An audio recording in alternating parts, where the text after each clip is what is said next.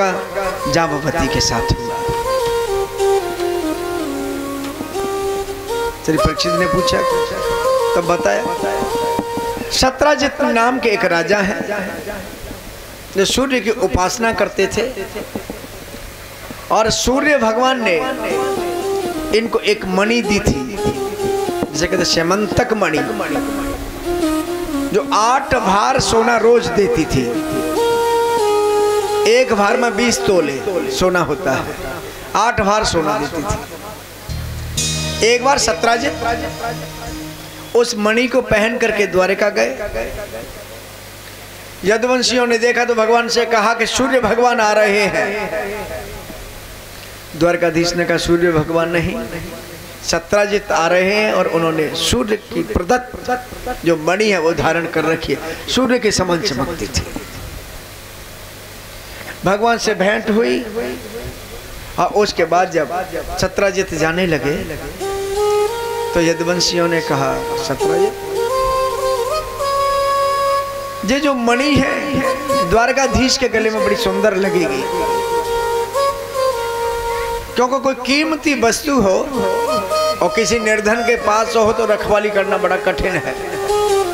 बोले इसे द्वारकाधीश का। सत्राजित ने मना कर दिया और चला गया। अगले दिन सत्राजित का भाई प्रसेन, उसने कहा भैया ये मणि तुम रोज पहनते हो, एक दिन मुझे पहन लेने दो। और उस मणि को धारण करके पहन करके सत्राजित आखेट के लिए गया, मृगया करने के लिए, और इसका सामने एक सिंह से हुआ और सिंह के द्वारा प्रसेन मारा गया, और सिंह मुख में चमकती हुई मणि को लेकर के चला। आगे जामवंत जी मिल गए। जामवंत जी का ने देखा कि मुख में कोई चमचमाती हुई मणि है तो बेटी को खिलौना दे दूंगा, और जामवंत जी ने सिंह को मारा और उसे लेकर के चले गए। प्रसेन लौट करके नहीं आया। सत्राजित ने विचार किया, ऐसा लगता है कि मेरे भाई प्रसेन का और श्री कृष्ण ने वध करवा दिया और मणि ले ली। प्रथम दृष्टया दोषी किसको मान लिया? भगवान को ही। चाहे आपने बिल्कुल ही कोई गलती नहीं की, अपराध नहीं किया है, लेकिन आपने किसी को कह दिया छोड़ने वाला नहीं हूं, आगे कुछ किया तो जान से मार दूंगा, और कहीं कोई और उस कार्य को कर दे तो उंगली किस पर उठती है? सबसे पहले किसने धमकी दी थी? चाहे दोषी नहीं है। आज मनोभाव है स्वयं के, सत्राजित के, और उसने अपनी पत्नी से कहा तुझे एक बात बताऊं यदि तू ना कहे तो। सत्राजित पत्नी ने किसी से नहीं कहूंगी। कर बता तो दूं लेकिन प्रमाण नहीं है। अपराध को साबित करने के लिए प्रमाण की आवश्यकता होती है। बोले प्रमाण नहीं है। बताया कि मैं जब द्वारिका में गया था तो यदुवंशियों ने मणि मेरे से मांगी थी। मुझे ऐसा लगता है कि प्रसेन का वध करा दिया और कन्हैया ने मणि ले ली, पर प्रमाण कोई नहीं है। पत्नी को बता दिया। अब कुछ दिन तो उसने अपने पास तक बात रखी, लेकिन जैसे ही कोई पड़ोसी आई उससे कहा बहन एक बात बताऊं, तू काउते नहीं कहता। मैंने आज तक काउआ नहीं बताई। बोली तू मैं बता दे, जैसे तेने नहीं बताई ऐसे मैं नहीं बताऊं। और बता दिया सारा वृतांत। कहती है प्रमाण नहीं है। कर्ण कर्णेच जपंजना, क्या हुआ? कानों कान ऐसे खबर फैली कि द्वारिका तक पहुंच गई कि कन्हैया ने मणि की चोरी की है, और कन्हैया को आज मणि की चोरी का कलंक लग गया। कन्हैया ने कहा लेना एक न देना दो। कलंक लग गया और इस कलंक को दूर करना चाहिए। इस कथा को ध्यान से सुनते चलना। क्यों सुना रहे हैं विस्तार से, उसका भी कारण है। भाद्रपद शुक्ल पक्ष की चौथ का जो चंद्रमा देख ले उसे कलंक लग जाता है।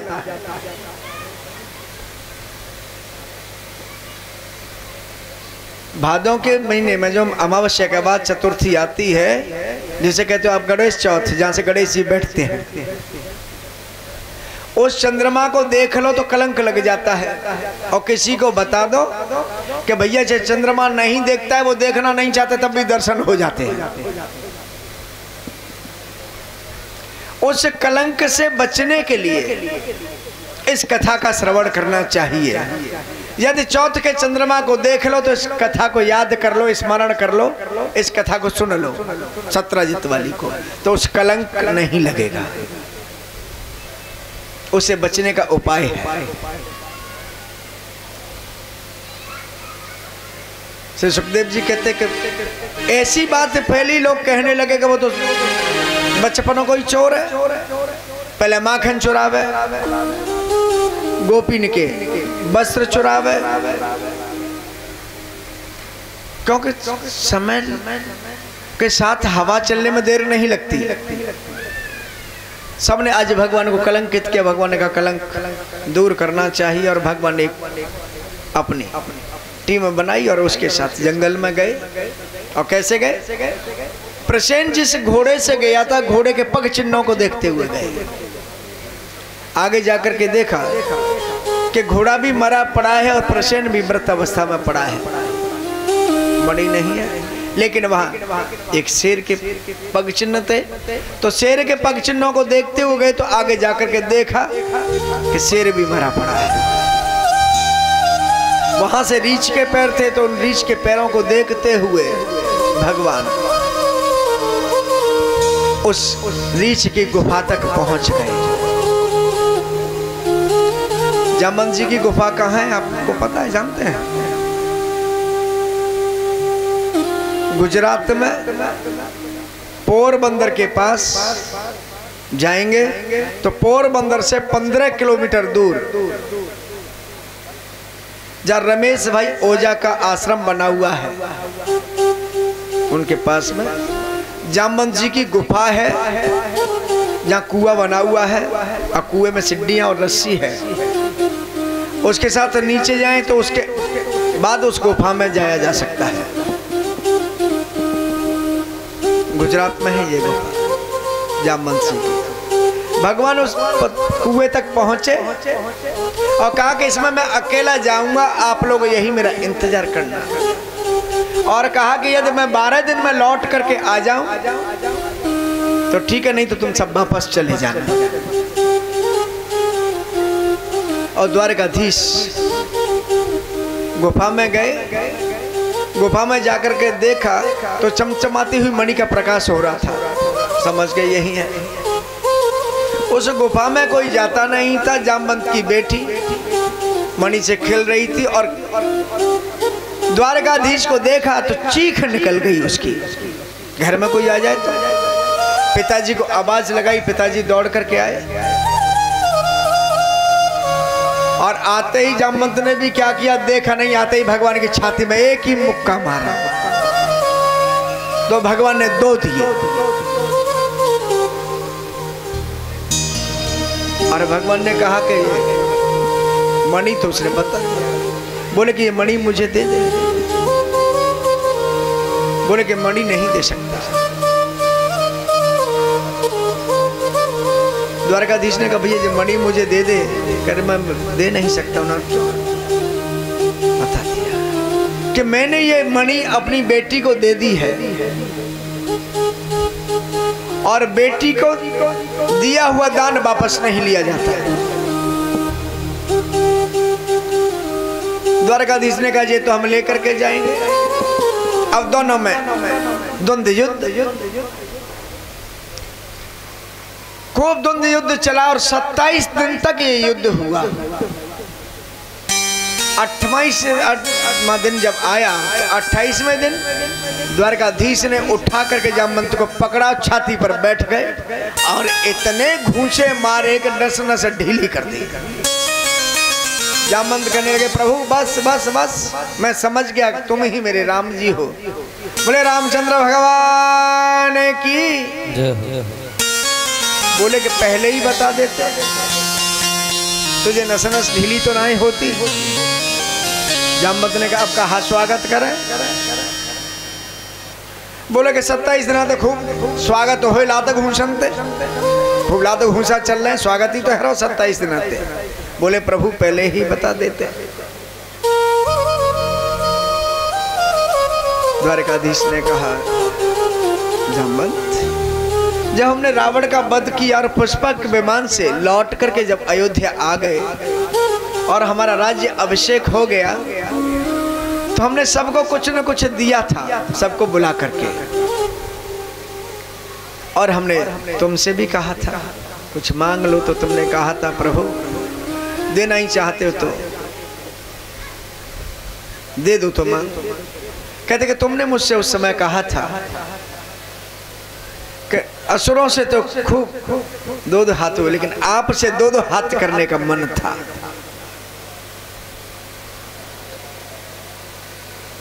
कहा कि उस समय मैंने तुम्हें समझाया कि स्वामी और सेवक का आपस में झगड़े तो ये अनुचित है, उचित नहीं है।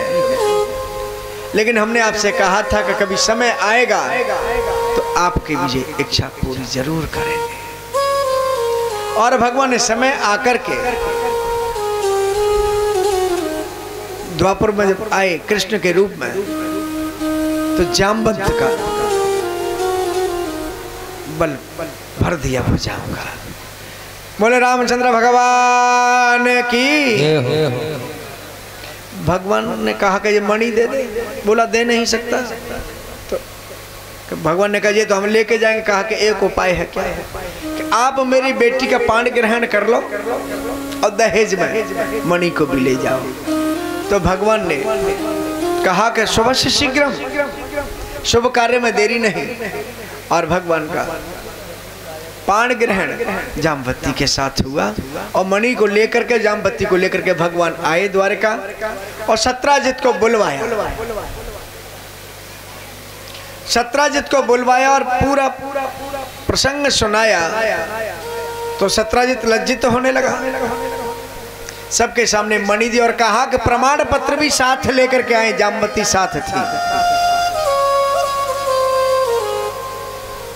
सत्राजित लज्जित हो गया। अब तो जितने भी प्रजा वाले थे सब सत्राजित को गाली देने लगे। हमने तो पहले ही कही द्वारका को राज आए चोरी थोड़ी ही करे, तो शर्म नहीं आई। अब तो प्रसेन को सब उल्टी सीधी गालियां देते हैं, क्योंकि समय हवा चलने में देर नहीं लगती। पहले तो कह रहे थे जब बचपन से ही चोर है, और अभी करेंगे द्वारका को राज आए, हम तो पहले ही कहेंगे चोरी थोड़ी करें। तो कब हमारी मति बदल जाए, कब मनोभाव बदल जाए, कोई पता नहीं। अब तो सत्राजित का जीना हराम कर दिया गालियां दे दे। एक दिन सत्राजित अवसर पाकर के द्वारकाधीश के पास आया और कहा कि मुझे नींद भी नहीं आती है, इतनी गालियां देते, मेरा जीना हराम कर दिया। प्रभु इस मणि को आप ले लो, मुझे बचाओ। द्वारकाधीश ने कहा कि हम मणि नहीं लेंगे, ना हमें मणि चाहिए। बोले कि मेरे पास एक उपाय है। सत्राजित बोले। द्वारकाधीश ने कहा बताओ कि आप मेरी बेटी सत्यभामा का पाण ग्रहण कर लो तो मैं आपका ससुर बन जाऊंगा, लोगों का मुंह बंद हो जाएगा, मेरे पर कोई उंगली नहीं उठाएगा। भगवान ने कहा ये ठीक है। और भगवान ने सत्यभामा का पाण ग्रहण किया और वो दान में समंतक जो मणि थी वो सत्यभामा को दी। भगवान ने कहा कि मणि हम लेकर के नहीं जाएंगे, और मणि लेकर के गए तो फिर उंगली उठेगी कि इसीलिए इन्होंने ये किया था, विवाह किया है। बोले ये तो मैं रख नहीं सकता। द्वारकाधीश ने कहा कि ठीक है, मणि हमारी है लेकिन देखभाल तुम्हारी है, और जो 8 बार सोना देगी इसे महाराज उग्रसेन के पास पहुंचा दिया करना। और भगवान का इस प्रकार से हो गया। तीसरा विवाह सत्यभामा के साथ। सत्यभामा की सगाई हो चुकी थी सतधनवा के साथ और विवाह हो गया द्वारकाधीश के साथ।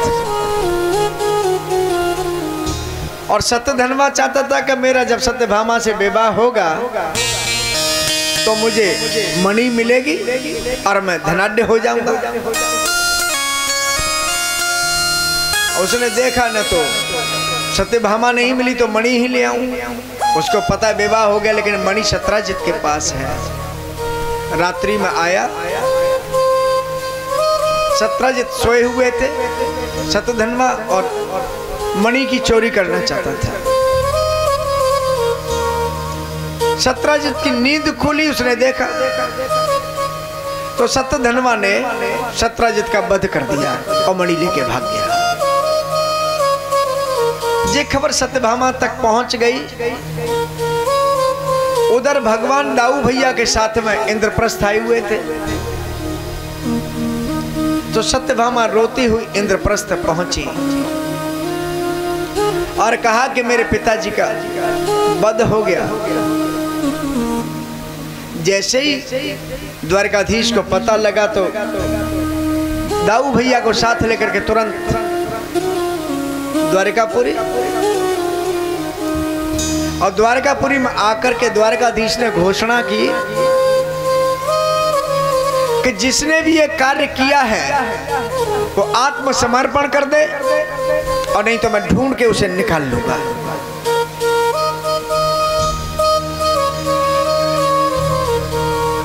अब ये खबर जब फैली द्वारका में तो सतधनवा वहीं छुपा हुआ था। सतधनवा समझ गया कि ये बलशाली भी हैं श्री कृष्ण, अब बुद्धिमान भी हैं, ये मुझे छोड़ने वाले नहीं हैं। तो क्या कि रात्रि में अक्रूर जी के यहाँ गया मणि लेकर के, और अक्रूर जी से रात में दरवाजा खटका। अक्रूर जी आए, बोले मुझे बचा लो, ये कार्य मैंने किया है, मणि मेरे पास। अक्रूर जी ने कहा मणि मुझे दे दो। अक्रूर जी ने मणि ले ली और कहा कि तुझे कोई बचा नहीं सकता द्वारकाधीश से, इसलिए भलाई इसी में है कि तू द्वारका छोड़ के भाग जा। और रात में जो है सतधनवा घोड़ा लेकर के भागा तो पहले ही द्वारकाधीश ने नाकेबंदी करा रखी थी। जैसे ही भागा तुरंत सूचना द्वारकाधीश को दे दी कि इसी पर हमें सकता, और सतधनवा भाग के जा रहा है। तुरंत कन्हैया ने रथ तैयार किया, दाऊ भैया ने दौड़ाया और पीछे पीछे। और इसका घोड़ा कैसा है जो 400 कोस एक दिन में चले। भागते भागते सतधनवा आगे और द्वारकाधीश का रथ पीछे। तब तक जनकपुर की सीमा में पहुंच गए। जैसे ही जनकपुर की सीमा में घोड़ा आया तो टकराया और मुंह के बल गिरा, तो घोड़े का तो प्राणांत हो गया। सतधनवा ने देखा घोड़ा नहीं है तो पैदल भागा। द्वारकाधीश ने कहा दाऊ भैया तुम रुको रथ पर ही, मैं भाग के पकड़ता हूँ, हाल ही पकड़ो। और द्वारकाधीश पीछे दौड़ करके गए और पीछे से एक ही मुक्का मारा, सतधनवा का सिर फट गया, उसका गोविंदा है। और कन्हैया ने पूरी तलाशी ली, मणि मिला, मणि मिलती नहीं है। सब छान मारा, लौट के आए दाऊ भैया से, कही भैया सतधनवा तो मारा गया लेकिन मणि नहीं है। और जब इसमें मणि नहीं है तो ये भाग क्यों रहा था? द्वारकाधीश कह रहे हैं उधर दाऊ भैया के मन में विचार आया कि मणि इसने रख ली और हमसे झूठ बोल रहा है। कृष्ण और कहा कन्हैया तुम द्वारका जाओ और हम जनकपुर जाते जनक जी के पास। कन्हैया समझ गए कि इनके मन में द्वेष आ गया है कि मणि कन्हैया ने रख ली और हमें झूठ बोलते हैं, ऐसा भाव मन में आया। तो कन्हैया ने कहा भैया ठीक है। और कन्हैया तो लौट गए द्वारकापुरी और दाऊ जी पहुंच गए जनक जी के यहाँ। जैसे ही पहुंचे तो जनक जी ने आदर सत्कार किया और पूछा, प्रभु अचानक कैसे आना हुआ, कोई खबर नहीं भेजी? तो जब भी कोई महापुरुष आते हैं तो पहले खबर आ जाती है, तैयारी करते। तो दाऊ भैया ने जनक जी को सारा वृतांत बता दिया मणि के बारे में। कहा कि हमने सोचा कि आपके पास जाए तो कुछ दिन सत्संग हो जाएगा। तो जनक के यहाँ जनकपुर में दाऊ जी रुके। उधर दुर्योधन को पता लग गया कि दाऊ भैया और कृष्ण में अनबन है। तो दुर्योधन जनकपुर पहुंचा, जाकर के प्रणाम किया दाऊ भैया को।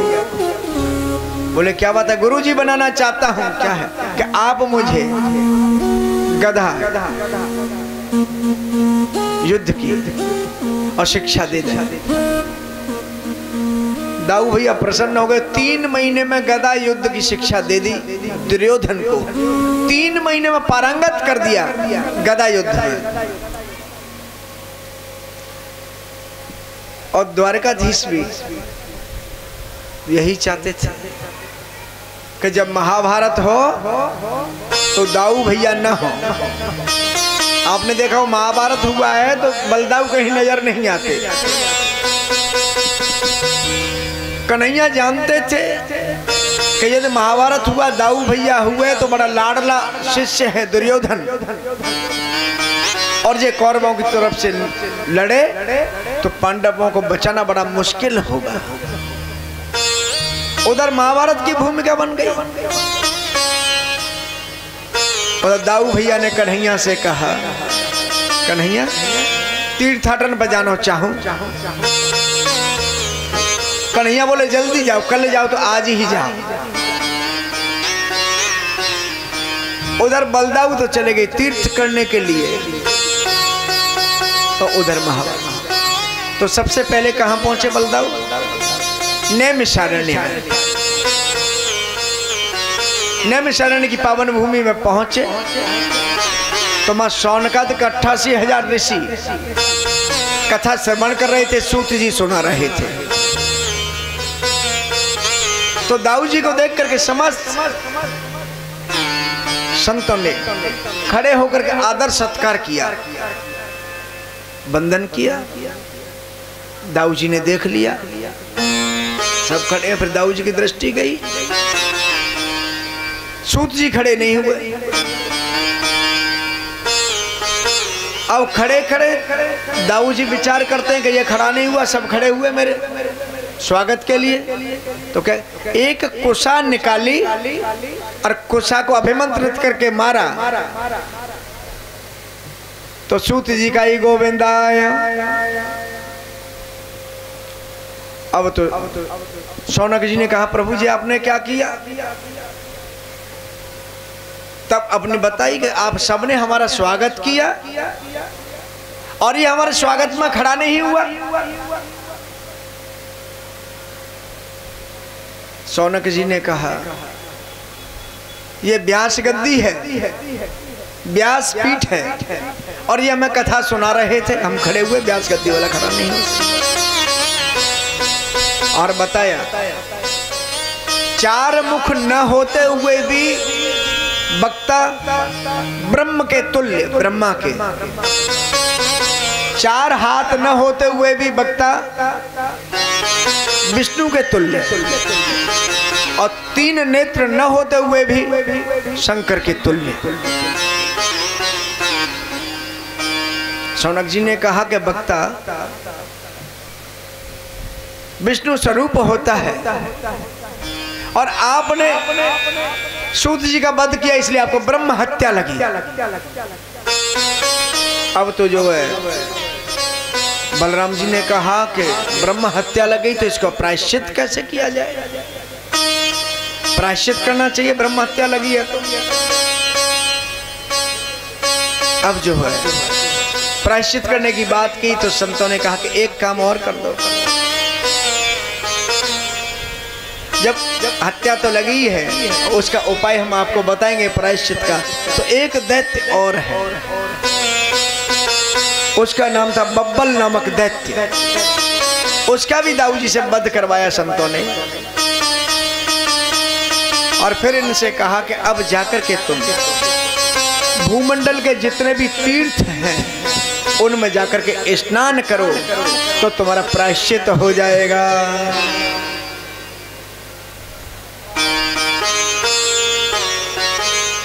श्री सुखदेव जी महाराज कहते, राजन परीक्षित, यहां तक भगवान के 3 विवाह हुए, आगे और विवाहों का वर्णन है। और जब विवाह हो तो खूब खुशियां मने, और ब्याह है क्या, बहू आवे तो क्या होए, फिर बाद में रिसेप्शन होए तो खूब सजे धजे, अब बैठा रह जाए। तो आज कैसे सज रहे हैं कन्हैया, फूलों में सज रहे हैं वृंदावन बिहारी। एक सेकंड, मैं महाराज जी से आशीर्वाद के लिए आमंत्रित कर रहा हूँ। श्री विपिन वर्मा जी झांसी से पधारे हैं, कृपया मंच पर आएं। श्री राजेश वर्मा कौड़ियागंज से पधारे हैं, कृपया मंच पर आएं।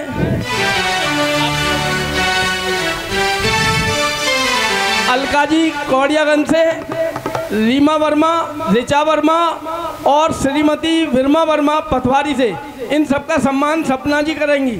नीचे आइए विपिन जी।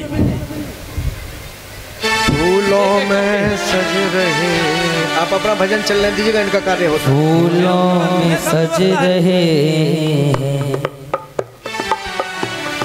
श्री वृंदावन बिहारी, फूलों में सज रहे श्री वृंदावन बिहारी, फूलों में सज रहे हैं श्री वृंदावन बिहारी, फूलों में सज रहे हैं श्री वृंदावन बिहारी।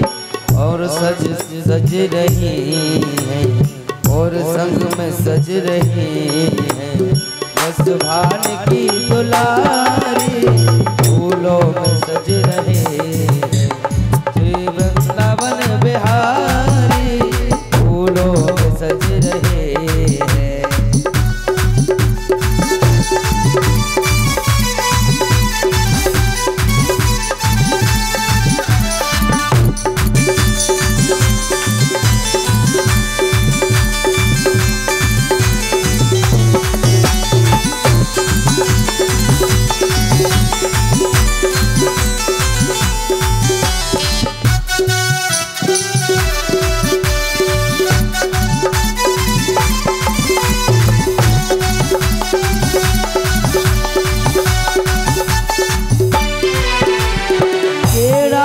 मुकुट सर पे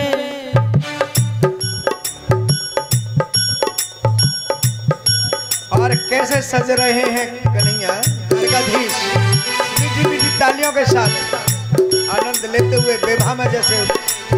तेरा सा मुकुट सर पे रखा है किस अदा से, तेरा सा मुकुट सर पर रखा है किस अदा से, तेरा सा मुकुट सर पर रखा है किस अदा से, तेरा सा मुकुट सर पर रखा है किस अदा से। करुणा बरस रही है करुणा भरी निगाह से, हो करुणा बरस रही है करुणा भरी निगाह से, करुणा बरस रही है करुणा भरी निगाह से, करुणा बरस रही है करुणा भरी निगाह से। बिन मोल बिक गया हूँ, बिन मोल बिक गया हूँ जब से छठी बिहारी, फूलों में सज रहे श्री वृंदावन बिहारी, फूलों में सज रहे श्री वृंदावन बिहारी।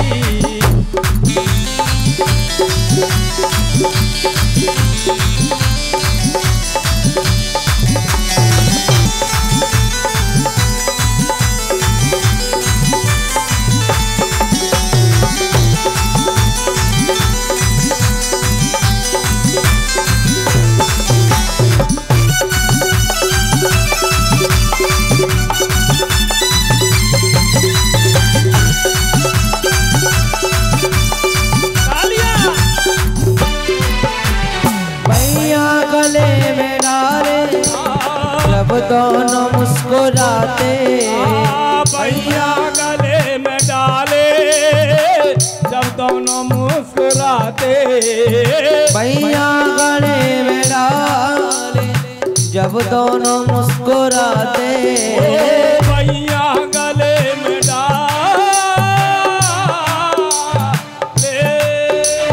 भैया गले में डाले जब दोनों मुस्कुराते, सबको ही प्यारे लगते, सबके ही मन को भाते, सबको ही प्यारे लगते, सबके ही मन को भाते, इन दोनों पे मैं सदके सदके, इन दोनों पे मैं सदके, इन दोनों पे मैं भाई फूलों में सज रहे, श्री वृंदावन बिहारी फूलों में सज रहे, श्री वृंदावन बिहारी।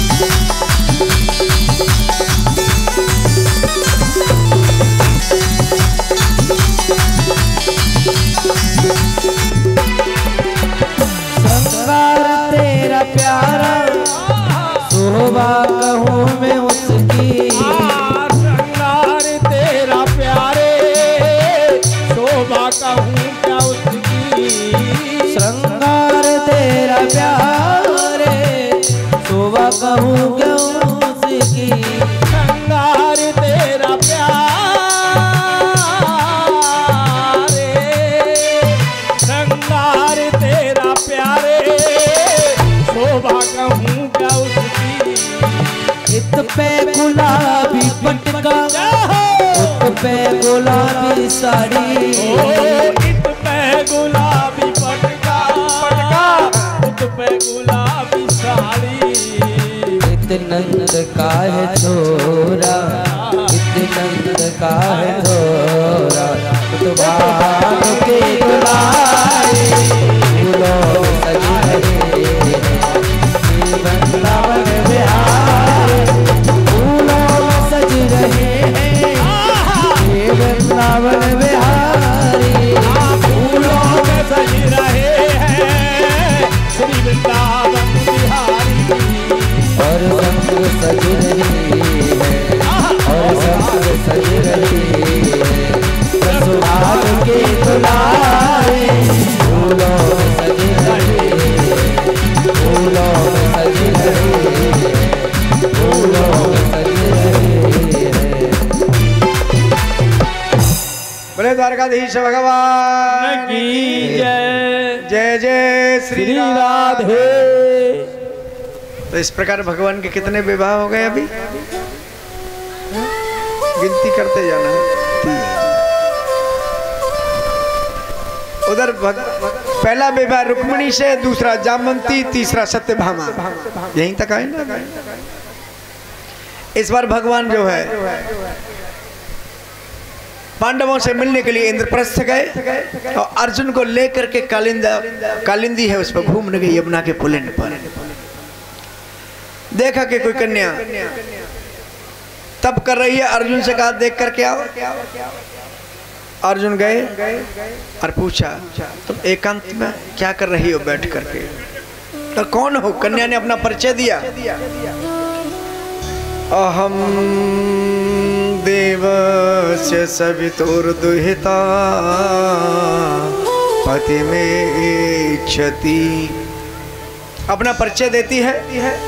विष्णु वरेण्यम वरदम तपः परम माए स्थिता। कहा अहम देवा से सविता दुहिता। बता दिया कि मैं सविता की दुहिता, मेरा नाम कालिंदी है और मैं विष्णु वरेण्यम, विष्णु का वरण करना चाहती हूँ इसलिए तप कर रही हूँ। लौट करके अर्जुन आए, कहा प्रभु आपका ही वरण करना चाहती है। और भगवान ने वरण किया। ये भगवान का हुआ चौथा विवाह कालिंदी से। कालिंदी कहते यमुना को, इसलिए भगवान की यमुना पटरानी है। जैसे आज ये तप कर रही थी एकांत में बैठ के, ऐसी एक बार एक गोपी जाके तप करे, जमुना जी के किनारे बैठी आंखें बंद करके। नारद जी घूमते फिरते भाई आए, पूछी गोपी कैसे बैठी है उदास एकांत में। बोली मैं ये एक समस्या है। बाको सवाल का नहीं, बोली समस्या है, बोले समाधान हो जाएगा। तो गोपी कहती है कि मैं मन में चित्त चोर चिपक गया, इसे निकाल निकल ही ना। कन्हैया ने कहा कहे कि चित्त चोर चिपक गया, ये निकलता ही नहीं। और चित्त चोर चिपक जाए तो निकलता नहीं। आज नारद जी से कह रही इसको निकल दो। नारद जी ने कहा बात है, बात तो बता, तब बताई कि मैं गैया दुहिवे के काजे गई, इतने में नंद को छोरा आएगा। बोला भाभी भाभी मुझे भूख लगी है। तो मैंने कही लाला यहाँ आ जा और मोड़ो खोल और मैं तो दूध पिबाऊं। तो नंद के छोरा ने मोड़ो खोल दो और मैया गैया दुहित गई और पियत गई। और मैं गैया दुहित जाऊं और वो पियत जाए, गटागट पिए जाए। इतने में सासु आई, ए बहू कहा करे। तब मैया ने कही, तब मैंने देखी तो धोनी तो अलग और दूध सबरो नीचे नहीं करे। वो डांटो मैया ने। और फिर सासु बोली चल घर ले आई। फिर मोते कही कि वो धान कूट ले। तो मैं धान कूट में लेता उधर नंदा को छोरा फिर आया। तो मैं वही था बात करते रही। तब सासु आई, बहू कौन ते बात करे, कौन ते बता रहा है। तो मैं देखी तो कोई नंदा को छोरा ना है। नारद जी से कहती है कि तू मेरे चित्त चोर को निकाल दे। नारद जी कहते कि सब तो तप करें और तू कहे कि निकाल दे। तो चित्त चोर जब चिपक जाता है तो निकलता नहीं। बोले द्वारकाधीश भगवान की। भगवान का पांचवा विवाह अवंती उज्जैन के बिंद अरविंद, इनकी बहन है मित्रवृंदा। और ये अपनी बहन का विवाह दुर्योधन के साथ करना चाहते हैं राजनीतिक लाभ पाने के लिए। खूब समझा दिया मित्रवृंदा को कि दुर्योधन आए तो स्वयंवर में वरण उन्हीं का करना है। और वहां द्वारकाधीश भी पहुंचे। मित्रवृंदा ने जैसे ही देखा तो रूप को देख करके मोहित तो हो गई, सब कुछ भूल गई और द्वारकाधीश के गले में बोले द्वारकाधीश भगवान की। तो पांचवा विवाह कन्हैया का मित्रवृंदा से। छठवां विवाह नग्नजित नाम के एक राजा है। इन्होंने कहा कि मैं अपनी बेटी के विवाह उसी से करूंगा जो 7 बैलों को एक बार में नाथ दे। और भगवान ने एक बार में 7 रूप बनाए, 7 बैलों को नाथ दिया। और भगवान का 7वां में विवाह हुआ भद्रा से। और कौन सा बता रहे हम तुम्हें? यही हम देख रहे कि तुम कौन से में कितनी। अब हमने बताई कि 5 भैया मित्र वृंदाते, हमने कही 7 मत भाई कहाँ ध्यान, कोई एकाग्रता नहीं है। मनी राम को लगाम लगा के रखा तो कभी सुनवे मिले। छठवां विवाह भगवान का हुआ सत्या देवी से 7 बैलों को नाथने पर। और भगवान का 7वां विवाह भगवान की बुआ है श्रुत कीर्ति, जो कन्हैया को अपना बेटा मानती है, किसी की नहीं मानी और अपनी बेटी भद्रा का विवाह द्वारकाधीश के साथ किया, जो भगवान के 7 विवाह। और 8वां विवाह मध्य देश के राजा थे, उन्होंने प्रण किया कि जो नीचे देख करके तेल में मछली का भेदन करेगा नेत्र का, उसके साथ मैं अपनी बेटी का विवाह करूंगा, जो लक्ष्य को साधेगा। और द्वारकाधीश इसने उस लक्ष्य को साधा और 8वां विवाह भगवान का लक्ष्मणा से हुआ। इस प्रकार भगवान के 8 विवाह हुए। बोले द्वारकाधीश भगवान की जय हो। श्री सुखदेव जी कहते राजन परीक्षित 8 विवाह तो भगवान के जे हुए और 16,100 विवाह एक मुहूर्त में एक साथ हुए। परीक्षित चौके क्या गुरुदेव ये अलग अलग भेजे तो समझ में आ कि 8 भाई है, पर ये 16,100 एक साथ कैसे भाई ये बता दो। तो श्री सुखदेव जी महाराज कहते राजन परीक्षित, भौमासुर नाम का एक दैत्य था, इसने व्रत लिया था कि 20,000 कन्याएं जब इकट्ठी कर लूंगा तब एक साथ 20,000 से विवाह करूंगा। तो ये यहां भी जाता था, राजाओं की कन्याओं को देखता था, ले आता था और अपने यहां इसने 16,100 कन्याओं को कैद कर रखा था। और वो कन्याएं प्रभु से प्रार्थना करती थीं कि इस दुष्ट से कब पीछा छूटेगा। एक बार द्वारकाधीश सत्यभामा के साथ प्राग ज्योतिषपुर पहुंचे और वहां उस नगर में प्रवेश करना चाहते थे। तो 5 मुख वाला दैत्य इस नगर की रखवाली करता था, इसका नाम था मोर। भगवान प्रवेश करना चाहते थे, प्रवेश नहीं करने दिया, तो भगवान का युद्ध हुआ और भगवान ने इसके 5 सिर काटे।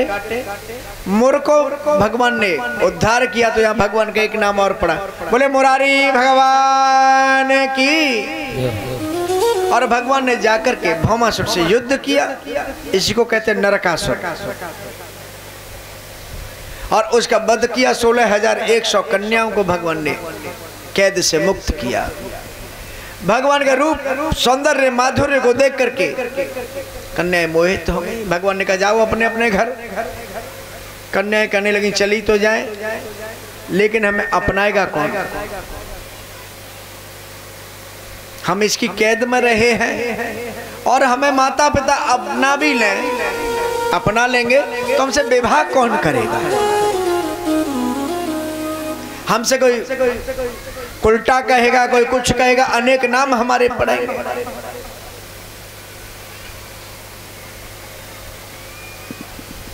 भगवान ने कहा क्या चाहती हो कि हमें शरण दे दी जाए?